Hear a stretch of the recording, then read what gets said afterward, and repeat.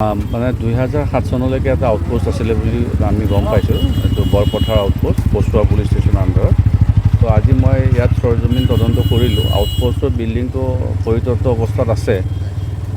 ইয়াৰ ৰাইজৰ যিটো ডিমাণ্ড যে এটা আউটপোষ্ট লাগে, এতিয়া কথাটো হ'ল যে এই অঞ্চলটো এতিয়া ৱেষ্ট কাৰ্বি আংলঙৰ ভিতৰত পৰে নে আমাৰ হয়, সেই বস্তুটো আমি বিবাদটো আমি ৰেভিনিউ ৰেকৰ্ডটো চাব লাগিব।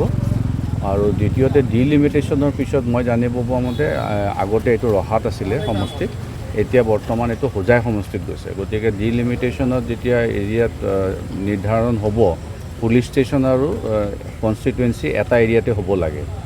গতিকে সেই বস্তুখিনি আমি এতিয়া ৰেকৰ্ডটো চাই মেলি আমি গভৰ্ণমেণ্টলৈ এটা ৰিপৰ্ট পঠাম। আৰু আজি মই ৰাইজক আহ্বান জনাইছোঁ যাতে কোনো ধৰণৰ বিবাদ নকৰে। মাটিটো যিহেতু আমাৰ আছিলে, আমি দখলত আছিলোঁ আৰু এটা আউটপোষ্ট চলি আছিলে, গতিকে যেতিয়ালৈকে বিবাদটো শেষ নহয় কাকো যাতে কোনো আহি দখল কৰাৰ চেষ্টা নকৰে। যিকোনো খবৰৰ বাবে যোগাযোগ কৰক 7099017330 লগতে 7099017110 নম্বৰত।